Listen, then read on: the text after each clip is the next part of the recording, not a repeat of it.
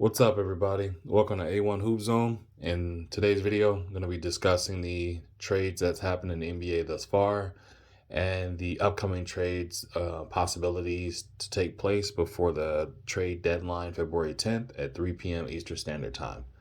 Let's talk about it. So the major trades that everybody's aware of already, one of the biggest splashes that took place being finalized today was the CJ McCollum going to the Pelicans.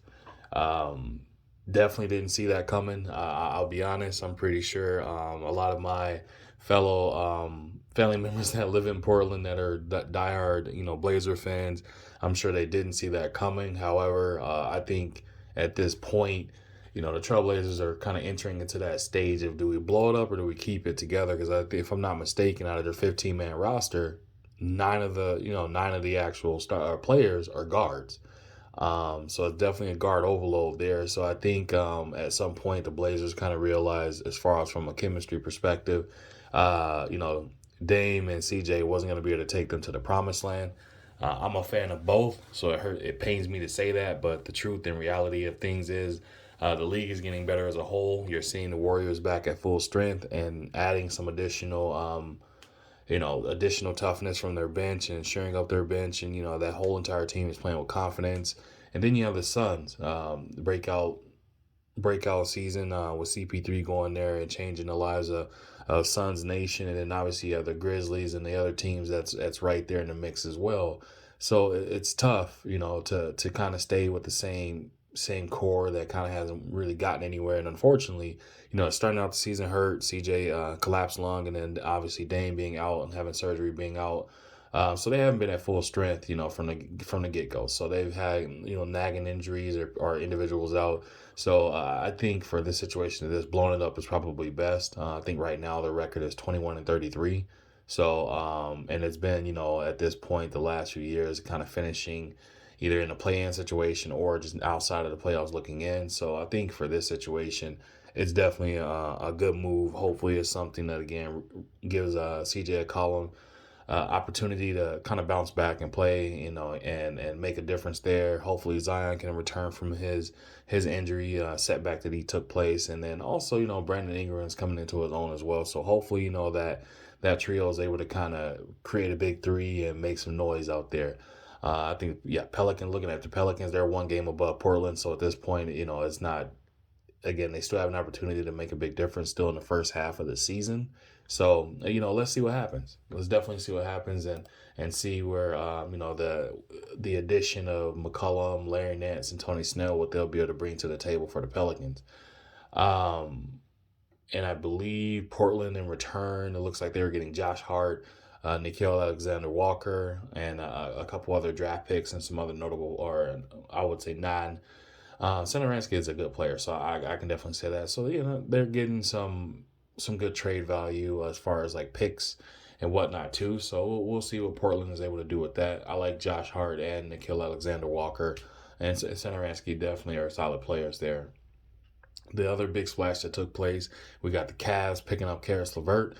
That is huge. I believe that is a huge pickup for them because right now the Cavs are definitely sitting nice in what they're playing. Right now, again, they're in the fourth seed in the East at 33-21.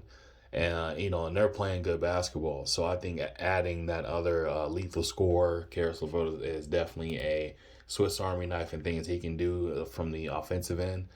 We've seen him get hot. He cooked my Lakers, so he definitely can get hot and make a huge difference there. So I'm very excited to see how he meshes and gels with that team, and again that team's success that they're having, in the first half of the season. Looks like the Pacers are getting Ricky Rubio and some picks as well. So Ricky Rubio is a solid player. I think for the last few years he's been kind of injured or injury prone, which is unfortunate. But when he's healthy, he's out there. Definitely great passer. He's gotten his shooting has definitely gotten better, and obviously we all know he's a hound on that defensive end of the ball. He definitely gets after it, and he's not afraid to. Let's see what else we got. Again, another notable one that took place on the 4th. We got the Clippers getting Norman Powell and Robert Covington. That is huge. People might not view it as such, But trust me when I tell you, Norman Powell he is a basketball player. 3-and-D guy for sure. Same with Robert Covington, 3-and-D guy. Smart basketball player. He's gonna go out there and play his role. Not gonna need, it doesn't make a lot of noise. He just goes out and does his job. So keep an eye out for the Clippers. I think if I'm not mistaken, Clippers right now they are sitting at in the 8th seed right now, 27-29. Look, and I think that move was more so made because Clippers are, I wasn't optimistic that PG is going to return, but I think with Kawhi, knowing how his history of dealing with things, I'm thinking he's probably going to sit out this entire year, just to, come back at full strength next year. And I think PG should do the same as well. Just sit out, come back at full strength because, again, we know how Kawhi is. He has any kind of nagging injury, he's shutting it down. And he's not playing any games when it comes to his health or physical health. He wants to ensure that, he gives his team the best Kawhi he can out there. Now, as for PG, he's had nagging injuries over the years. So my advice, if he's listening, is shut it down, man. Take your time getting back, get healthy, get all, get your body under your 110%, and then come back and hit it next year. That way, you're 100%. You're not worried about injuring or re-injuring anything or having any soreness or setbacks or anything. In return for that, Norman Powell and Robert Covington, the Blazers are getting Eric Bledsoe, Justin Winslow, and Keon Johnson. I feel bad for Eric Bledsoe. I feel like he's been pretty much passed around from team to team at this point. I think he's on the tail end of his career, unfortunately, but he still can go out there and be a pit bull on defense, man, and give you some athleticism and speed. Shooting is kind of, it's spotty. Justin Winslow, not 100% sure about his game. I think when he was with the Heat, they kind of looked at him as being, again, a Swiss Army knife of being able to be a playmaker for the team, but it just didn't pan out. I think he got injured, and it kind of went downhill from there. So look to see what he does. Look to see what he's able to do, I guess, is the right thing to say. But other than that, don't really have too many major notable trades that took place. Sounds like things are not happening as planned, or Tom Thibodeau wasn't too excited about the fact of Cam Reddish coming to the Knicks, so we'll see how that plays out. But other than that, upcoming, I'm thinking there's definitely still going to be a few moves to be made. We're still hearing and waiting to hear back about the Ben Simmons and James Harden saga. I know Steve Nash came out and said, we're not trading James Harden. With all due respect, he has no say-so in that, because if, upper management decides to pull that trigger, he will have to sit and endure that trade happening. So I don't put too much cadence into Steve Nash saying that. Again, I know he's just trying to save face, and Steve Nash is the ultimate team player, so you can't knock him for doing so. So I'll take that as it is, I guess. And then all the rest of the teams, man, I think it was discussions about Schroeder possibly been having a trade for with Milwaukee for DiVincenzo. It was, again, a rumor mentioned. And then I think that's all you're kind of hearing for any kind of major mix-ups. I know that, again, Sabonis went to the Kings. So that is something that I think absolutely kind of caught everyone off guard, that the Kings made a trade with the Pacers, and he is now a King. And then and the other, obviously, you got the Pacers receiving Buddy Hield and Halliburton. I think for me that surprised me a lot, actually, to be honest with you. I think that's more of a future role. I don't see them either well, obviously, if they're not trading in, I don't see them resigning to be a Pacer next year. I think these are all set up moves that's going to help. This next offseason is going to be insane. So there's definitely going to be more trades in the offseason. But I don't see a lot of these trades as being made mid-season are going to be long-term deals, after this. So let's keep an eye on that.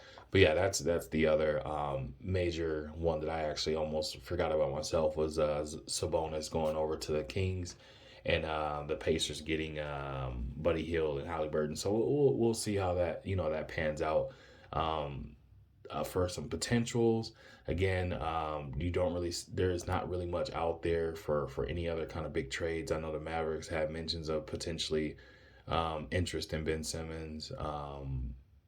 And I think the Timberwolves are looking, it looks like, for another shooter, if I'm not mistaken. The Lakers, I'll be honest, I have no clue what is going on there. If I was Rob Pelinka, I would pull the trigger on doing whatever I could potentially do to get Westbrook and Lillard swap. I would mortgage the future for the next 10 years if I had to, and make that trade happen one way or another. At some point, your GM hat has to be put on, and you can't allow for your all stars to kind of take over your job or have more power when it comes to decision making. I think Rob Pelinka needs to go ahead and lay it all out there and let them know this is how it's going to be and this is what's going to happen. Just because Rob Pelinka is the GM of the Lakers and the All Stars are the players, so he needs to kind of put that in place to make sure it's known. But hopefully my team can make some adjustments here, make some moves that'll make a difference. Because as of right now, it's not looking too bright. So Laker Nation, bear with us, or I'm bearing with you. I'm hoping you're bearing with the team, and hopefully it gets figured out. It doesn't look right seeing the purple and gold in the 9th or 10th seed, or not even making the playoffs or getting knocked out in the first round. So it doesn't seem right. But anyway, thank you guys for tuning in. A1 Hoop Zone. I'll keep you up to date when I find out anything, and I appreciate you stopping by. Make sure to hit that like button. Hate, like, comment, and subscribe. I'll be dropping more videos here more frequently, so just bear with me in the meantime. Definitely leave your comments in the comment section. Let me know what you think.